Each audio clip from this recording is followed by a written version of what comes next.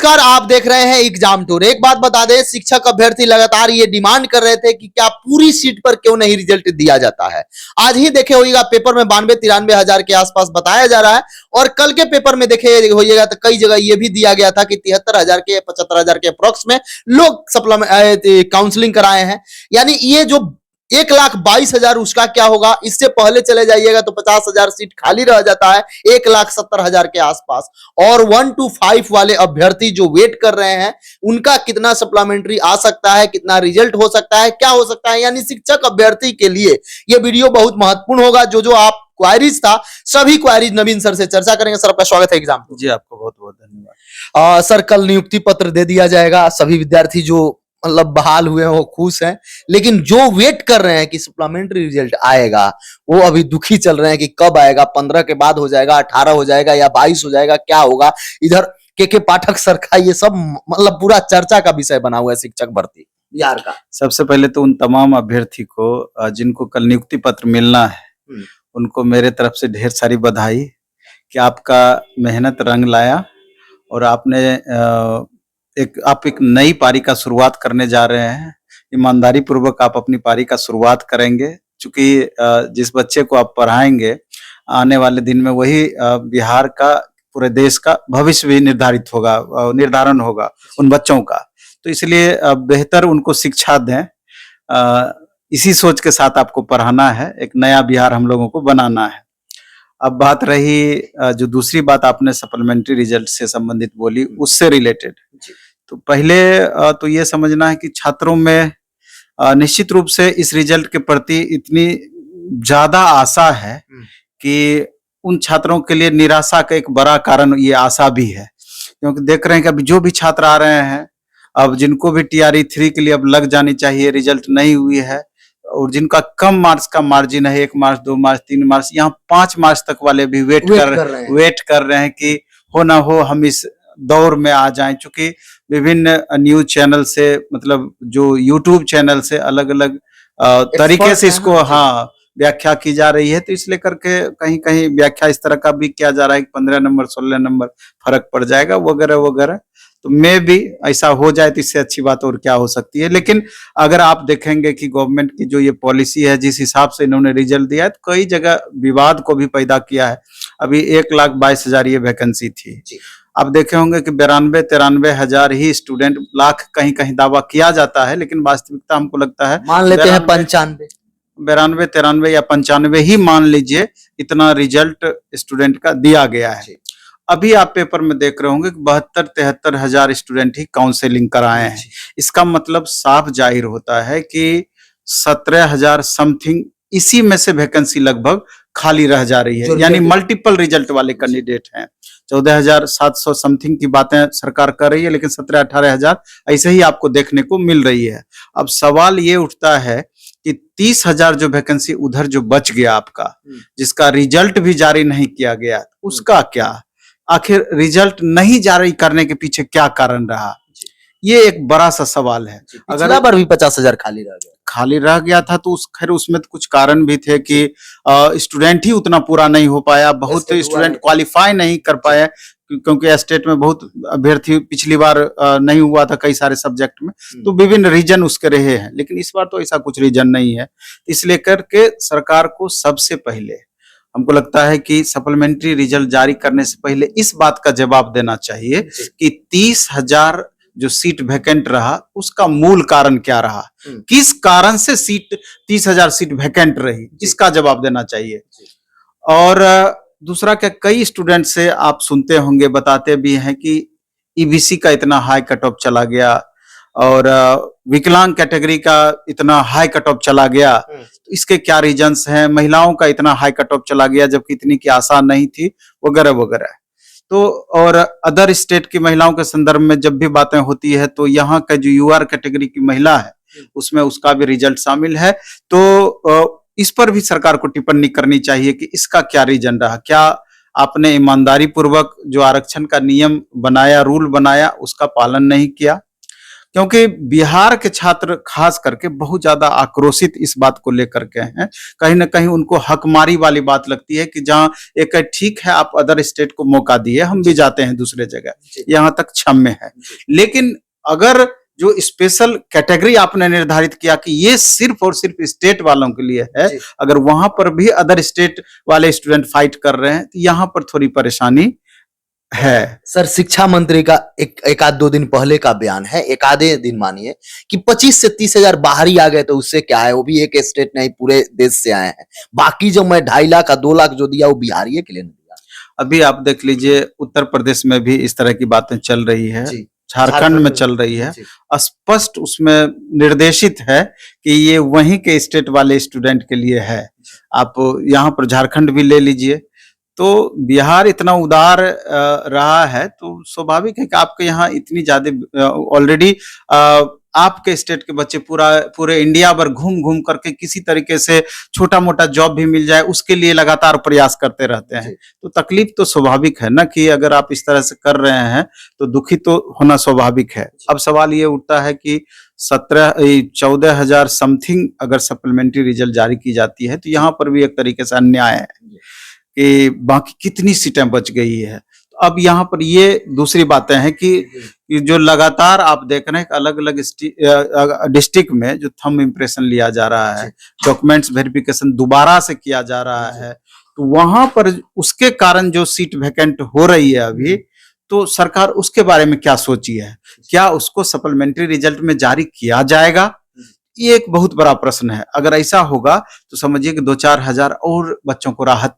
मिल सकती है अगर इस तरह का, जो कि एकदम होना चाहिए। कुछ लोग भाग जा रहे हैं और डाक के द्वारा भेज दे रहे हैं कि हम त्याग। हाँ, तो इसकी गंभीरता से जांच होनी चाहिए। और अभी कुछ स्टूडेंट अभी भी बाहर में कर रहे हैं, उनका कहना था कि जैसे अभी भी इंग्लिश के पेपर में और कुछ सब्जेक्ट में एरर सुधार नहीं किया गया, वो लेकर के भी आए, SCRT का प्रूफ भी लेकर के आए और बता रहे हैं कि सर 2 बार रिजल्ट निकाली है सुधार करके, लेकिन फिर भी ये गलतियां रह गई है, इसके कारण से मेरा रिजल्ट बाधित हो रहा है। अगर ये क्वेश्चन सही हो जाता है तो हम मुख्य धारा में आ सकते हैं। इस तरह की भी परिस्थितियां देखने को मिल रही है जो विवाद को पैदा कर रही है। हिंदी वाला तो एक मेजर मुद्दा है कि जो अभी भी कोर्ट में तो मामला चला गया है, अब आगे देखना है कि क्या होती है। इसके अलावे भी बहुत सारे छोटे छोटे इश्यूज हैं। अभी जैसे आरक्षण को लेकर के EBC कैटेगरी के कुछ स्टूडेंट आए थे कि सर हमारा बराबर है, 1 मार्क्स कम है, हमारा हो पाएगा कि नहीं। कैटेगरी में भी सुन रहे हैं कि जितनी सीटें EBC कैटेगरी में थी और जितना रिजल्ट उनको दिया जाना चाहिए था, सीट वैकेंट रह गई, पूरा भरा नहीं। तो वहां पर काउंट इस तरीके से किया गया कि EBC के स्टूडेंट अगर जनरल में चले गए तब भी उसको काउंट करके अगर 100 सीट है तो एक ही सीट 100 सीट पर रख दिया गया, जबकि वो कैंडिडेट अगर UR में जाकर के लिए हैं तो उस कैटेगरी में उसी कैटेगरी के स्टूडेंट से वो सीट भरा जाना चाहिए था। यही सब कारण हो सकता है क्या सीट खाली रहने? हाँ, ये सब भी एक बड़ा सा रीजन है। तो सवाल बहुत सारे हैं, जवाब सीमित है, ये जवाब आयोग को देना है। हाँ, और इस बीच में सप्लीमेंट्री रिजल्ट जारी होना है, तो रिजल्ट के पहले अगर ये सब बातें हो जाती, इसका सॉल्यूशन निकल जाता, तो हो सकता है कि बहुत बच्चों का और भी भविष्य बेहतर हो सकता था। सर अब TRE 3 दिया जाएगा, उसमें आज चर्चा करेंगे 1 to 5 को लेकर। 1 to 5 जिस तरीका से बच्चे जिनके पास केवल 1 to 5 के लिए वो एलिजिबल है, वो TRE 3 की तैयारी यदि कर रहे हैं तो TRE 1 और TRE 2 उनके पास बेस है। उस बेस को देखते हुए जैसे मान लीजिए हिस्ट्री, ज्योग्राफी, पॉलिटी, इकोनॉमिक्स हो गया या साइंस हो गया या रीजनिंग हो गया या मैथ्स हो गया, उससे वो लोग अनुमान मिलाएंगे, उस तरीका से वो तैयारी करेंगे। सर उस पर आपका क्या एनालिसिस है, उनको किस सब्जेक्ट पर विशेष ध्यान देना चाहिए? क्योंकि कंप्यूटर से भी एक आध क्वेश्चन पूछ दिए जाते हैं, तो एक क्वेश्चन के लिए कितना पढ़ना चाहिए, सब क्या है, कैसे, इसके बारे में थोड़ा सा बता दें।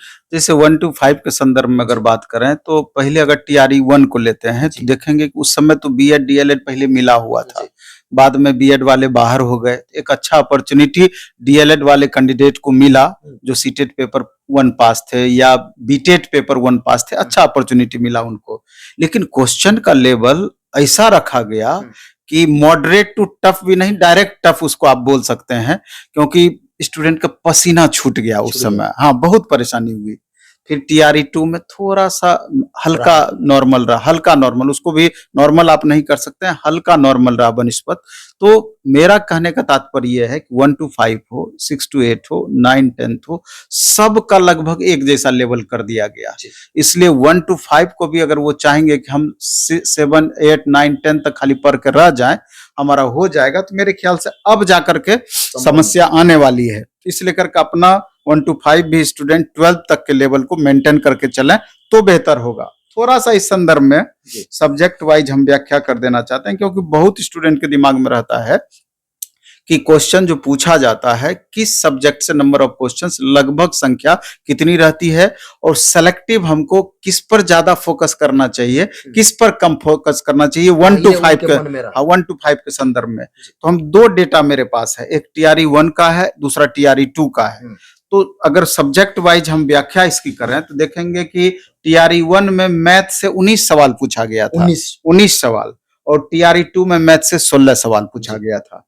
अगले किसी वीडियो में हम मैथ से 19 सवाल किस किस सेक्शन से था इस पर भी पार्टिकुलर चर्चा करेंगे, जो कि 1 to 5 के लिए स्पेशल होगा। इसमें तो आप कंबाइन कर दिए हैं, वीडियो बड़ा लंबा हो जाएगा। इसके बाद हिस्ट्री से टीआरई 1 में 16 प्रश्न थे और टीआरई 2 में 13 प्रश्न थे। पॉलिटी से टीआरई 1 में 7 प्रश्न थे और टीआरई 2 में 8 प्रश्न थे। यहाँ एक बढ़ गया। हाँ, और बिहार सेक्शन की अगर बात करें तो बिहार में खास करके मॉडर्न हिस्ट्री से 3 सवाल टीआरई 1 में थे और 7 सवाल मॉडर्न हिस्ट्री से बिहार से रिलेटेड 1 to 5 में टीआरई 2 में थे। 7 सवाल, इसके इंपॉर्टेंस को समझना होगा। इसके बाद रीजनिंग से टीआरई 1 में 13 सवाल थे, टीआरई 2 में 16 सवाल थे रीजनिंग से। ज्योग्राफी से टीआरई 1 में 16 सवाल थे, टीआरई 2 में 9 सवाल थे। यहाँ पर थोड़ा अंतर पड़ा है। इसके अलावा कंप्यूटर से 1 सवाल थे टीआरई 1 में, और टीआरई 2 में कंप्यूटर से आपका नहीं क्वेश्चन था टीआरई 2 में, लेकिन टीआरई 1 में 1 सवाल था। विविध से टीआरई 2 में 4 सवाल था। और साइंस की अगर हम बात कर लें तो फिजिक्स, केमिस्ट्री, बायो तीनों मिला करके टीआरई 1 में 17 क्वेश्चन था, और ईवीएस से अकेले 14, ईवीएस इन्वायरमेंट और इकोलॉजी से 14 केवल सिंगल। हाँ, टीआरई 1 में। टीआरई 2 में साइंस से 8 8 16 3 19 सवाल था, और ईवीएस इकोलॉजी मिला के 12 सवाल था। मतलब 10 प्लस हमेशा रहा। हाँ, तो कुल मिला करके 120 सवाल का ये आपका डेटा है। सर करंट अफेयर थोड़ा सा। हाँ, करंट अफेयर्स का अच्छा खासा रोल है। टीआरई 1 में भी 13 सवाल था, टीआरई 2 में भी 13 सवाल था खाली करंट अफेयर्स से। तो समझ सकते हैं कि इसका क्या रोल रहा है। अब कहने का तात्पर्य मेरा ये है कि ओवरऑल अगर आपको सिलेक्शन चाहिए, ये नहीं है, ओवरऑल अगर आपको सिलेक्शन चाहिए तो सभी सब्जेक्ट पर पकड़ आपका जरूरी है। ये चाहेंगे कि पर्टिकुलर हमारा मैथ बहुत अच्छा है तो आपके लिए ये प्लस हो सकता है कि एक पेपर ऑलरेडी आपका अच्छा है, वो आपको मदद करेगा, लेकिन ओवरऑल सारे पेपर को आपको साथ में रख करके तब मैक्सिमम तक आपको बढ़ना होगा। क्योंकि जिस हिसाब से देख रहे हैं कि टीआरई 1 के बनिस्बत टीआरई 2 में किस तरीके से कट ऑफ में वेरिएशन रहा है, तो मे बी कि टीआरई 3 में और ज्यादा कट ऑफ ऊपर चला जाए। इसलिए करके सब्जेक्ट की गंभीरता को समझते हुए, सब्जेक्ट के इंपॉर्टेंस को समझते हुए, अभी 7 महीना प्लस का समय है आपके पास, 7 से 7.5 महीना सारे स्टूडेंट के पास समय है। इस बीच में और इतने बड़े सिलेबस को आपको मेंटेन करके चलना है, तो इस बीच में अच्छा मौका आपके पास है कि एकदम बेसिक लेवल से उसको लेकर के चलें। बीच बीच में आप प्रैक्टिस करते रहें, सेट बनाते रहें, एकदम आपको फायदा करेगा। अभी प्लेटफॉर्म का भी आपका रुक्मिणी पब्लिकेशन से जो बुक आती है 1 to 5 का स्पेशल प्रैक्टिस वर्कबुक आ गया है या आने वाली है, आप देख लेना है। उसमें प्रीवियस ईयर क्वेश्चंस को भी ऐड कर दिया गया है, तो वो आपको प्रैक्टिस करने के लिए बेहतर रह सकता है। बाकी तो जैसे भी आप सर, मतलब केवल देखा जाए ईवीएस से 14 या 12 रह रहा है और करंट से 12 या 13 रहा है, 24 से 25 प्रश्न यही दो केवल, ये दो पेपर से। और करंट अफेयर्स ऐसा चीज है ना कि वो आप अचानक 15 दिन में 1 महीना में पढ़ने वाला चीज नहीं है। 6 महीने से साल भर के अंदर का करंट पूछता है, इसलिए कि उसको रेगुलर पढ़ने का स्टूडेंट को अभ्यास करना चाहिए डे बाय डे में, तो आपको पता भी नहीं चलेगा, ये सेक्शन आपका अच्छा होता है। सर, जिस तरीका से बीपीएससी टीआरई 1 हुआ था और बिहार के लेकर कुछ शिक्षक जो बहाल हुए थे उनसे प्रश्न भी किया गया था, बहुत सारे लोग जवाब नहीं दिए थे, तो वहीं बीपीएससी टीआरई 2 में देखिए वहां 5 क्वेश्चन बढ़ा दिया गया। ये भी हो सकता है क्योंकि 1 to 5 वाले बिहार के भाषा या बिहार के बारे में थोड़ा सा जानकारी उनको होना चाहिए, उनको बच्चे को पढ़ाना, तो इसमें भी 5-7 बढ़ सकता है। ये उथल पुथल सब्जेक्ट वाइज, जैसे देखिए ज्योग्राफी में हम्म, 16 सवाल जो टीआरई 1 में पूछा और टीआरई 2 में 9 सवाल ही मात्र था। तो ये सब्जेक्ट वाइज उथल पुथल चलता रहेगा, लेकिन सवाल ये उठता है कि 5 सवाल पूछे या 25 सवाल पढ़ना पूछे, तो पड़ेगा। पढ़ना तो आपको उतना ही है और समय भी आपके पास पर्याप्त है, इसलिए खूब अच्छे से पढ़िए, खूब मन से पढ़िए। और एक बुक है अपना प्लेटफॉर्म का, उसका आप स्टडी करें, छात्र स्टडी करें तो बेहतर हो सकता है। जैसे कि उसमें क्लास 6 से लेकर क्लास 12 तक का कंप्लीट एनसीईआरटी एससीईआरटी का कम्बो बुक लाया गया है, एकदम पतली पतली बुक है, 90-100 रुपया करके दाम है। उसमें history, polity, economy, geography, physics, chemistry, bio सब का अलग अलग है। वो 1 to 5 में भी काम करेगा, 6 to 8 में भी काम करेगा। जो डीएलएड किए हुए स्टूडेंट हैं, जिनको 1 to 5 देना है, उसको 6 to 8 भी देना है, तो दोनों के लिए उपयोगी है 100%। जो भी 1 to 5 वाले अभ्यर्थी हैं, इस वीडियो में जरूर कमेंट बॉक्स में कमेंट कीजिएगा, इससे आपको बहुत बेनिफिट होगा।